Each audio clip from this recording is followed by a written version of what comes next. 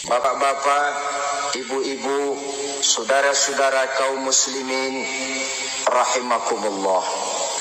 Murai di dahan dan koko ayam di kandang, dunia ini penuh dengan berbagai macam kesibukan.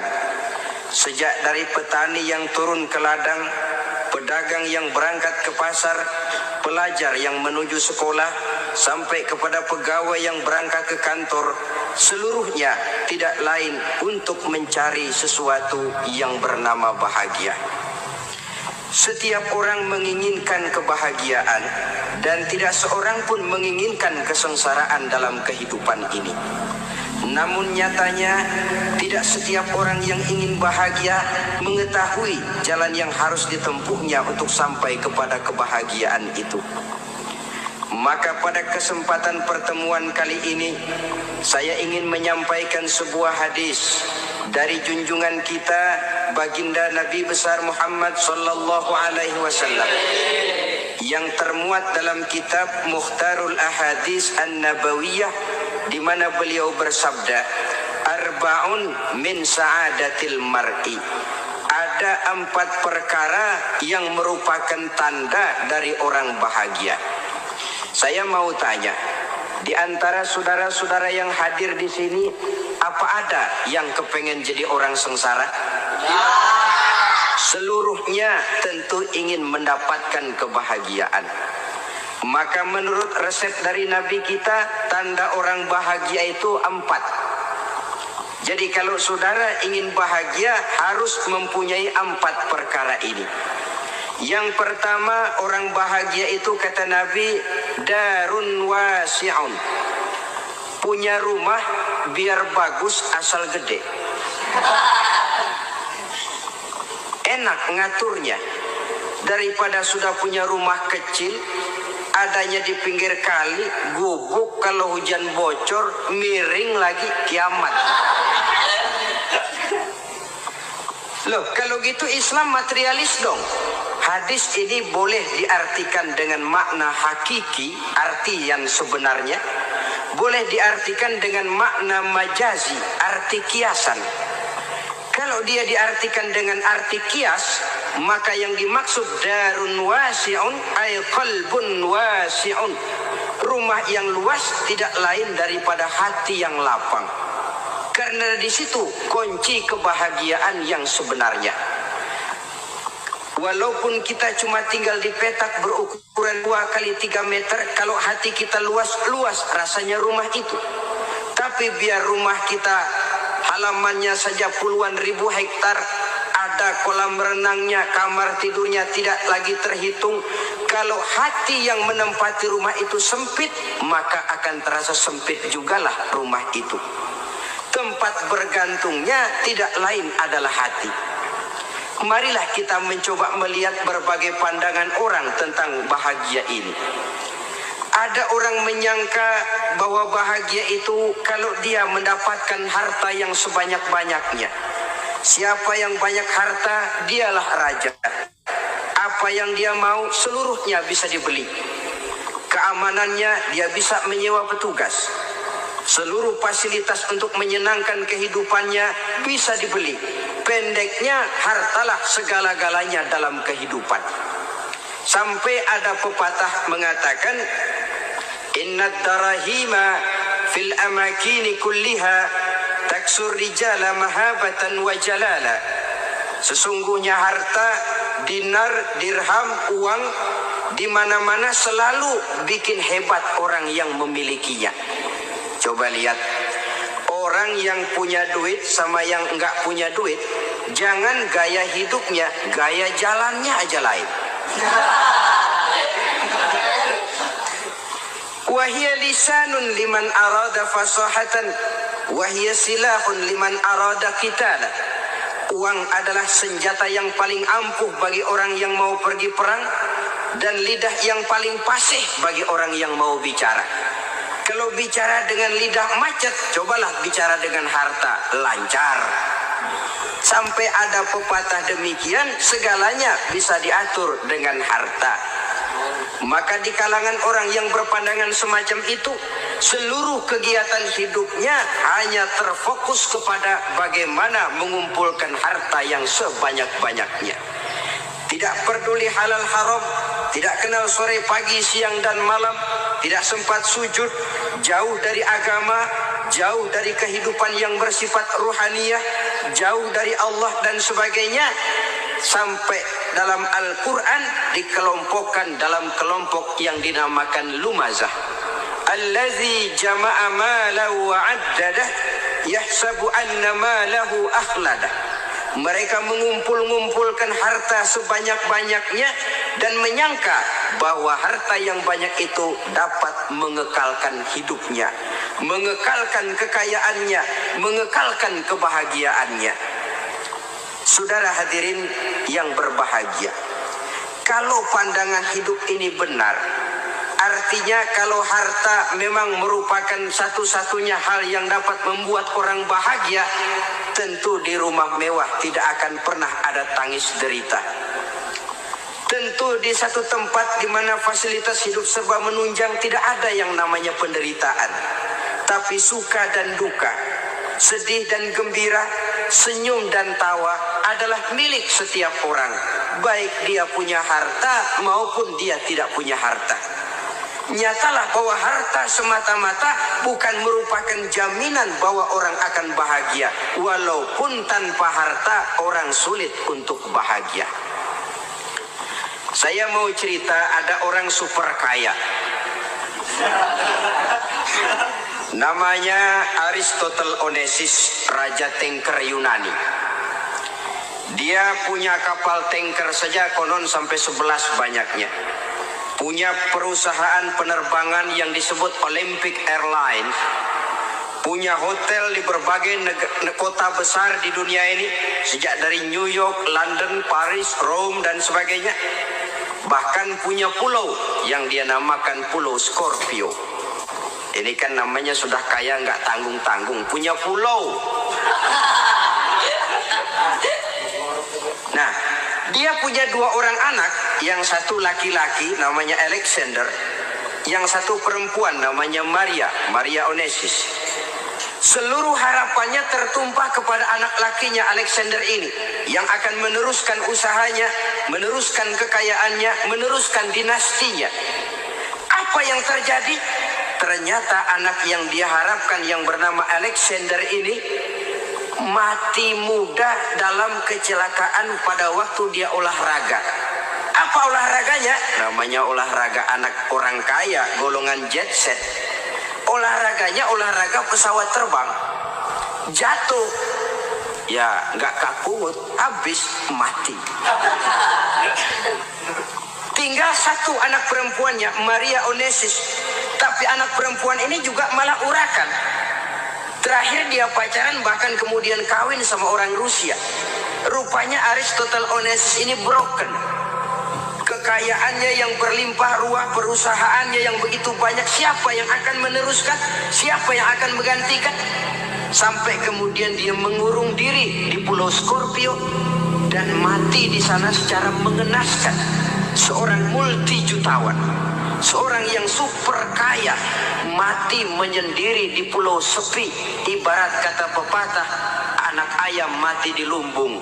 Bukan kekurangan makanan, keurugan makanan. Begitu kehidupan Aristotle Onesimus. Dan banyak orang-orang yang sudah demikian kaya sampai dibingungkan oleh kekayaannya sendiri. Telusurilah kehidupan David Rockefeller misalnya, Henry Ford misalnya, Adnan Khashoggi misalnya. Multi jutawan yang kadang-kadang dibuat keder oleh kekayaannya sendiri. Pantas ketika Imam Ali ditawarkan orang, "Ya Ali, kalau kepadamu disuruh pilih ilmu atau harta, kau pilih mana?" Ya jelas pilih ilmu dong. Kenapa? Pertama, ilmu kalau kita berikan kepada orang lain tambah. Tapi harta kalau kita berikan kepada orang lain kurang. Saudara punya uang 10.000, dibagi orang 5.000, jelas uang saudara berkurang. Tapi saudara punya ilmu diberikan kepada orang lain bisa, saudara pun makin mantap. Tidak lantas jadi bodoh karena ngajarin orang. Saudara bisa Fatihah lalu mengajarkan orang Fatihah. Orang bisa, saudara pun makin hafal. Tidak lantas setelah diajarin orang ilmunya hilang. Begitu datang dia minta orang, tolong ajarin saya Fatihah. Udah habis, nggak ada.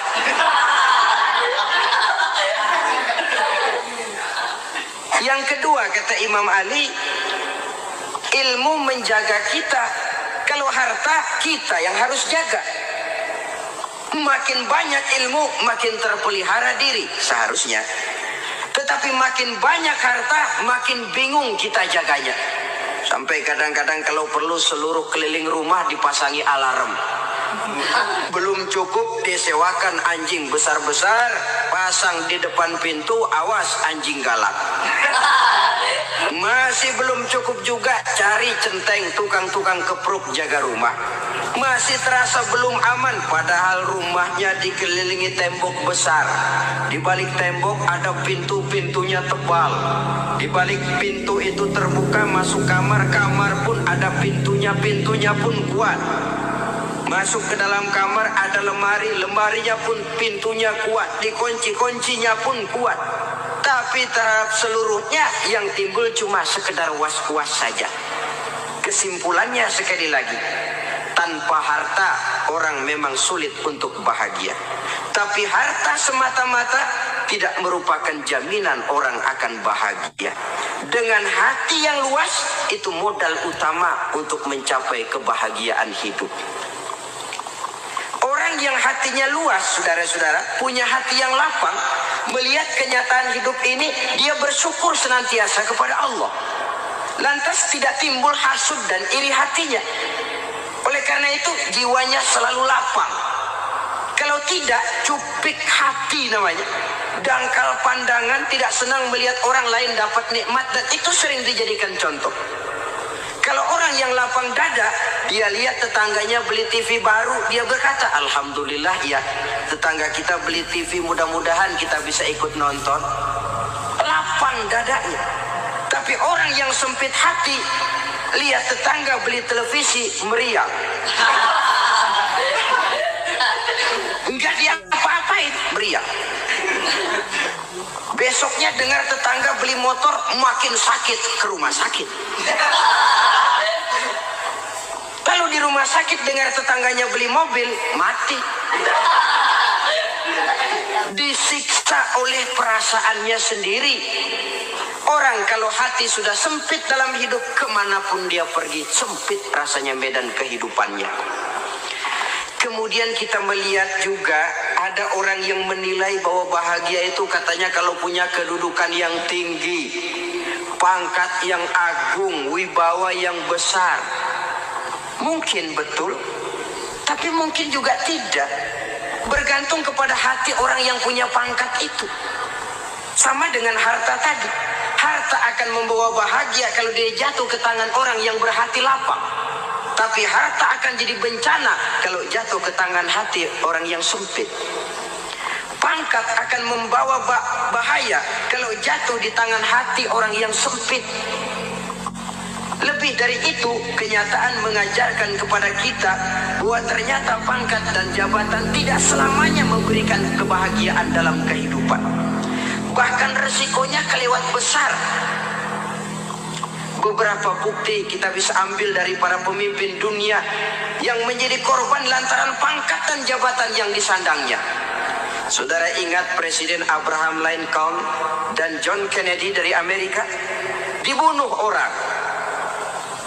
Park Chung-hee dari Korea Selatan, Ziaur Rahman dari Bangladesh, Anwar Sadat dari Mesir, terakhir Indira Gandhi dari India, menjadi korban dari pangkat dan jabatan yang disandangnya dari orang-orang yang tidak senang dia memegang jabatan itu. Dia akan mudah mengundang bencana. Sehingga pantas kalau seorang presiden terkemuka Amerika, Harry Truman namanya, dia mengatakan jabatan presiden itu, kata dia, seperti orang nunggang macan. Naik macan, Harus kita taiki, kalau enggak dia bakal nerekam kita. Ngeri katanya. Adapun orang yang hatinya lapang, kalau dia menerima pangkat dan jabatan, dianggapnya itu satu kesempatan untuk berbuat baik. Tapi orang yang berhati sempit, menerima pangkat dan jabatan, bukan kadang-kadang menerima, malah berusaha setengah mati mencapai dengan segala cara. Kalau perlu jilat atas, jilat atas. Jadi golongan sumuhun dawu. Jadi kelompok kulon nuwun, yes sir, yang kerjanya cuma oke bos. Kalau perlu jilat atas, jilat atas. Kalau perlu injak yang bawah, injak yang bawah. Perlu sikut kiri kanan, sikut kiri kanan. Yang penting pangkat dapat, jabatan dapat. Orang yang semacam ini, kalau sudah mempunyai pangkat dan jabatan, biasanya dia tidak menganggap itu sebagai amanah, tidak menganggap sebagai kesempatan berbuat baik, tapi malah kesempatan untuk memperturutkan hawa nafsunya yang dilatar belakangi oleh kesempitan hatinya tadi. Apalagi kalau orang memperoleh pangkat karena banyak mengeluarkan uang. Seakan-akan pangkat dan jabatan itu sekarang macam proyek, pakai tender.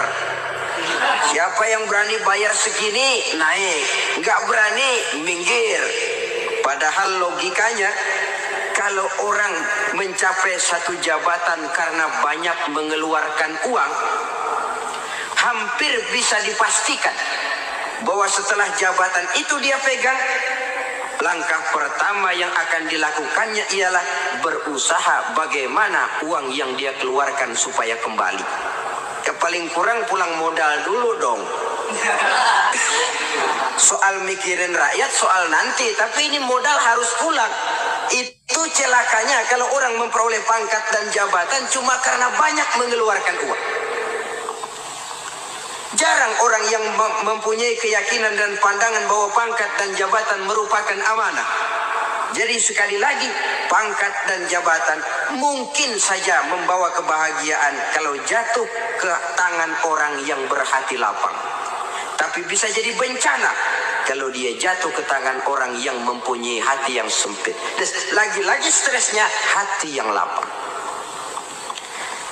Lalu sebagian orang, saudara, ada yang berpandangan katanya bahagia itu kalau jadi orang terkenal, mempunyai popularitas, menjadi idola di kalangan remaja, di kalangan orang tua, di segala lapisan masyarakat. Padahal makin populer orang makin terikat dia. Ya kalau macam kita ini kan nggak punya nama, nggak populer, tengah malam buta mau nongkrong di warung Tegal aman. Tapi pangkat, jabatan, kedudukan, popularitas menyebabkan kita diikat dengan berbagai macam peraturan. Cuma mandi sama ke WC saja yang nggak dikawal.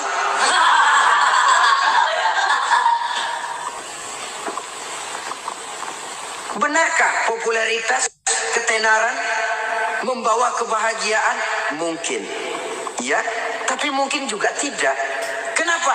Banyak orang-orang populer yang mengakhiri hidupnya secara tragis. Kita ambil beberapa nama. Di Amerika tahun 60-an ada bintang seksi paling terkenal yang dijuluki seks bom. Bom seksi. Sampai sekarang jadi legenda, namanya Marilyn Monroe.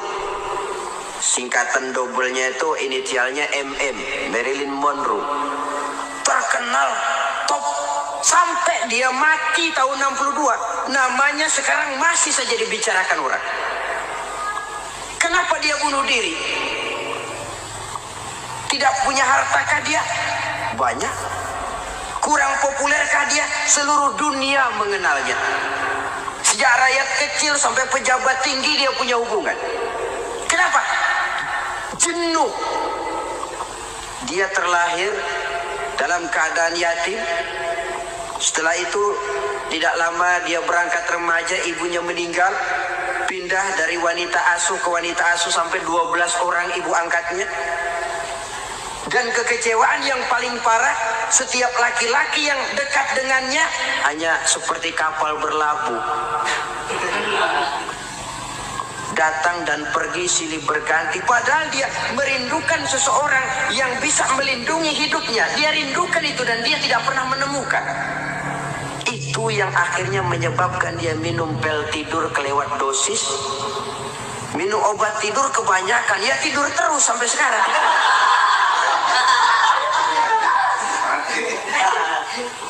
Dia mengakui,